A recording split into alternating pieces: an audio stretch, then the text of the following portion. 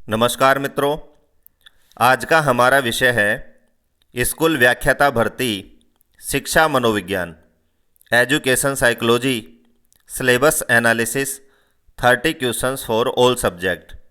जैसा आप सभी को पता है कि आप किसी भी विषय से स्कूल व्याख्याता की तैयारी कर रहे हो, उसमें जो 30 प्रश्न हैं विषय प्रश्न पत्र में, जो आपका जो द्वितीय प्रश्न पत्र होगा उसमें जो 30 प्रश्न हैं वो शिक्षा मनोविज्ञान से संबंधित पूछे जाएंगे। और इन 30 प्रश्नों का यानी जो 60 नंबर का जो मैटर है उसका आपका सिलेक्शन जो होगा उसमें महत्वपूर्ण योगदान रहता है। तो इससे पहले 1-2 दिन पहले हमने जो प्रथम प्रश्न पत्र है उसके जो 15 प्रश्न होंगे इतिहास से, राजस्थान और भारत का जो इतिहास है पाठ्यक्रम में, उसके सिलेबस पर चर्चा करी थी कि आपको किस तरह से इन 15 प्रश्नों को कवर करना है। उसी तरह से आज हम जो आपका द्वितीय प्रश्न पत्र होगा उसमें जो 30 प्रश्न होंगे शिक्षा मनोविज्ञान के, उसके सिलेबस पर चर्चा करने वाले हैं कि इन 30 प्रश्नों को कितनी इकाइयों में बांटा गया है और कौन सी इकाई में कौन सा बिंदु है और कौन से बिंदु के अंतर्गत हमें क्या क्या पढ़ना है। उन सभी बिंदुओं पर आज हम चर्चा करेंगे और सिलेबस चर्चा करने के बाद में आज से ही हम एक वीडियो शिक्षा मनोविज्ञान से संबंधित इसी चैनल पर प्रारंभ करने वाले हैं। और आज या कल से एक वीडियो हम जैसे स्कूल मैनेजमेंट का कोर्स पूरा हो जाएगा, 2-3 जो यूनिट बच रही हैं, उसके बाद में एक वीडियो हम जो प्रथम प्रश्न पत्र का जो भारत और राजस्थान का इतिहास है उससे संबंधित इसी चैनल पर अपलोड करेंगे। तो इस तरह से रोज़ हम 2 वीडियो अपलोड करेंगे, एक एजुकेशन साइकोलॉजी का और दूसरा इतिहास का। इस तरह से हमारे जो 45 क्वेश्चनों का जो मैटर है, 90 नंबर का जो मैटर है वो हम प्रारंभ करेंगे और 30 नंबर का जो मैटर है वो पूरा कर चुके हैं स्कूल मैनेजमेंट। तो स्कूल व्याख्याता भर्ती में जो महत्वपूर्ण जो टॉपिक हैं, जो सिलेक्शन में महत्वपूर्ण भूमिका निभाते हैं, उन सभी की इस चैनल पर आपको अच्छी तरह तैयारी करवाई जा रही है, ये आप सब जानते हैं। तो देखते हैं कि किस तरह से जो स्कूल व्याख्याता भर्ती में जो शिक्षा मनोविज्ञान है वो कितनी इकाइयों में है, ये आप वहाँ भी देख चुके होंगे। लेकिन आपको ये भी पता होगा कि ये जो 30 प्रश्न है ये जो भाषा का प्रश्न पत्र होगा उसी भाषा में आएगी। जैसे मान लीजिए आप संस्कृत से तैयारी कर रहे हैं तो इन 30 प्रश्नों का माध्यम भी संस्कृत होगा। इंग्लिश वालों के लिए इन 30 प्रश्नों का जो मीडियम है वो इंग्लिश होगा, उर्दू वालों के लिए उर्दू होगा। तो भाषाओं को छोड़कर फिर सभी जो विषय के प्रश्न पत्र हैं उनमें ये प्रश्न पत्र हिंदी में पूछा जाएगा। जैसे आप साइंस से कर रहे हैं, केमिस्ट्री से कर रहे हैं, फिजिक्स से कर रहे हैं, तो ये 30 प्रश्न हिंदी में पूछे जाएंगे। लेकिन जो सिलेबस है वो सभी विषयों के लिए समान है। तो सबसे पहले हम जो आपका जो द्वितीय प्रश्न पत्र है उसको देखते हैं कि कितने भागों में उसको बांटा गया है। तो आपका जो विषय का प्रश्न पत्र होगा जिसमें 150 प्रश्न होंगे और वो 300 नंबर का होगा, उसको 4 भागों में यहाँ पर आरपीएससी के द्वारा बांटा गया है सिलेबस के अनुसार।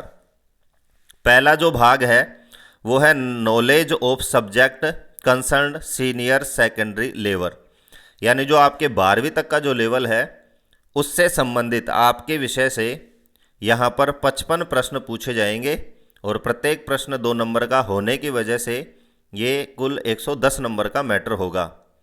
दूसरा है knowledge of subject concern graduation level, आपका जो 3 साल का जो आपने ग्रेजुएशन किया है, बीए बीएससी किया है, उससे संबंधित भी 55 प्रश्न पूछे जाएंगे और ये भी 110 नंबर के होंगे।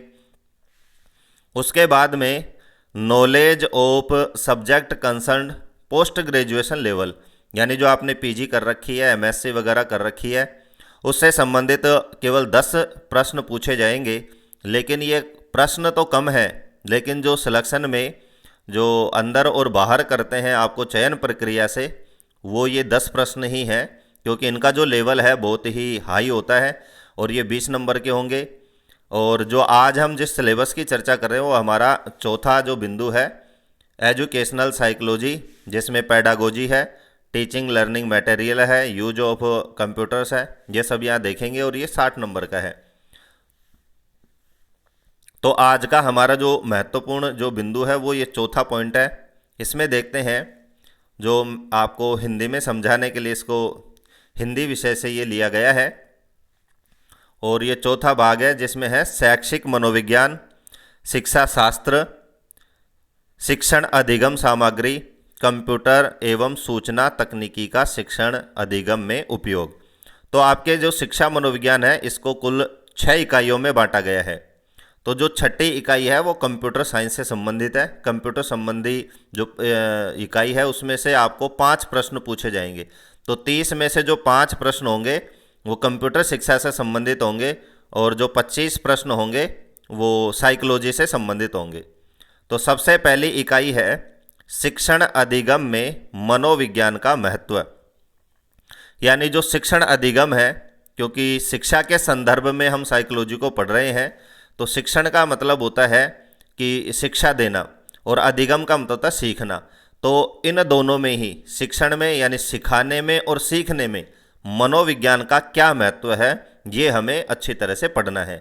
क्योंकि जब मैंने आपको इतिहास का जो सिलेबस समझाया था वहाँ पर भी आपको बताया था कि सिलेबस आप अच्छी तरह यदि आपको याद है तो आपकी जो तैयारी है वो बिल्कुल आसान हो जाती है।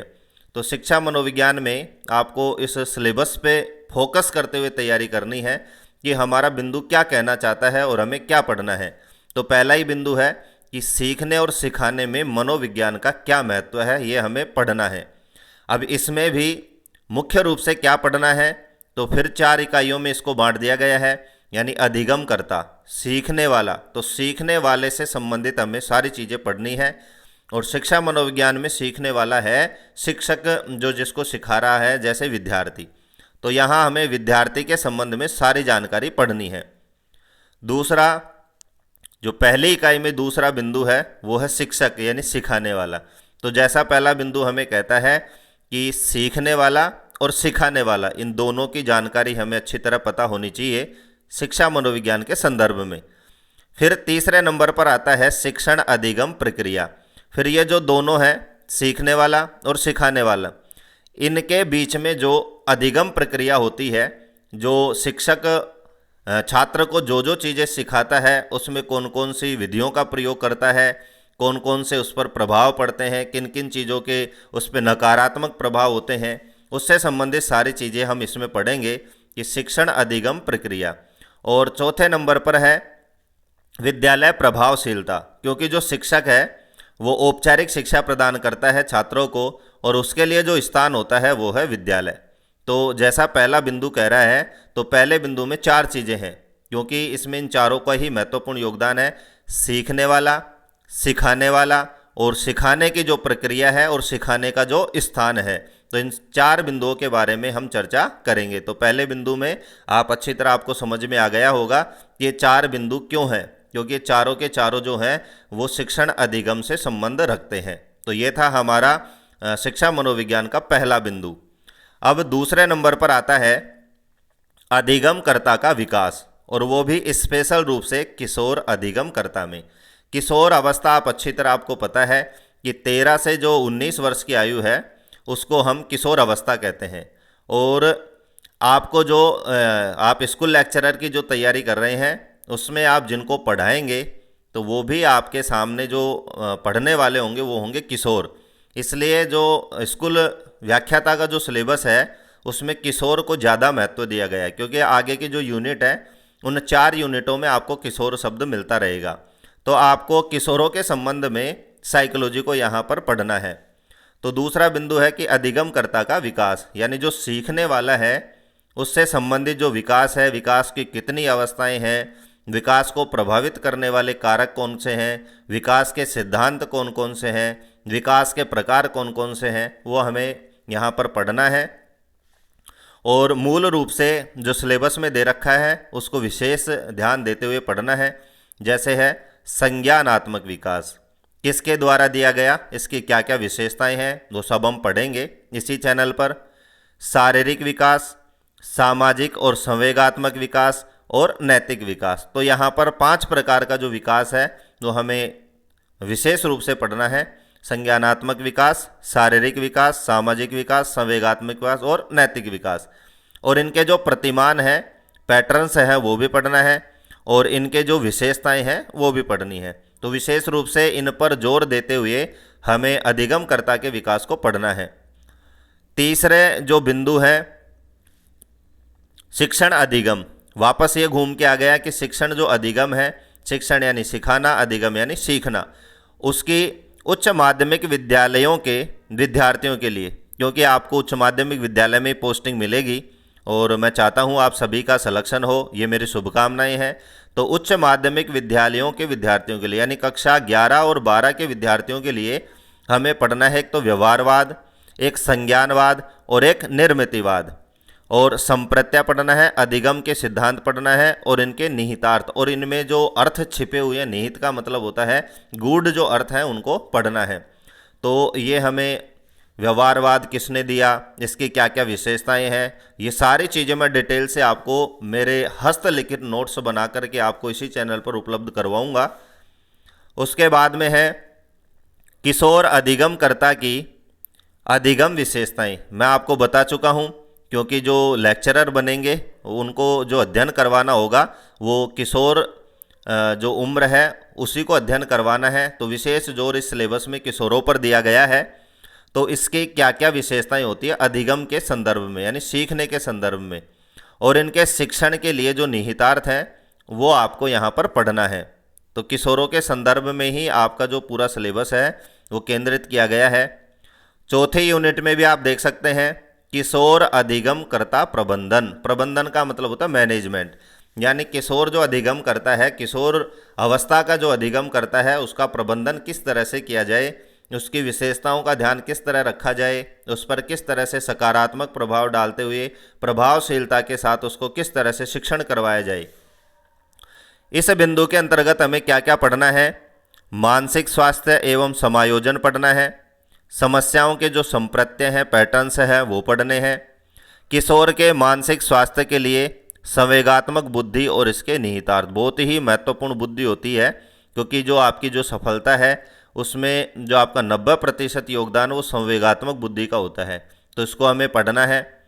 किशोर के मानसिक स्वास्थ्य को प्रोत्साहित करने यानी प्रोपोषित करने की मार्गदर्शक प्रविधियों का उपयोग, यानी किशोर को किस तरह से अच्छा शिक्षण करवाया जाए, किस तरह से उसको सीखने के लिए प्रोत्साहित किया जाए, उसके लिए कौन कौन सी विधियां और कौन कौन से मार्गदर्शन अपन अपना सकते हैं, उनको इस चौथे यूनिट में हम पढ़ेंगे।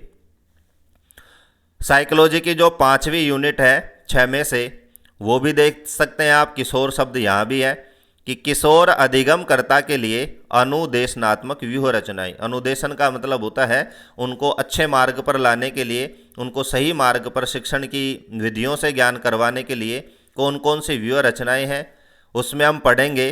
संप्रेषण कौशल एवं इसको उपयोग, ये शब्द आपके लिए बिल्कुल नए हैं, इनका जब हम सिलेबस में पढ़ेंगे तो बिल्कुल आपको अच्छी तरह ये समझ में आ जाएंगे। दूसरा बिंदु है शिक्षण की अवधि में शिक्षण अधिगम सामग्री का आयोजन, यानी जो दृश्य श्रव्य जो सामग्री है उनको यहाँ पढ़ना है। शिक्षण के कुछ प्रतिमान होते हैं जिसमें अग्रिम संगठनात्मक प्रतिमान, वैज्ञानिक प्रच्छा, सूचना प्रतिमान, प्रक्रम प्रतिमान और सहकारी अधिगम प्रतिमान, इनको भी हम पढ़ेंगे।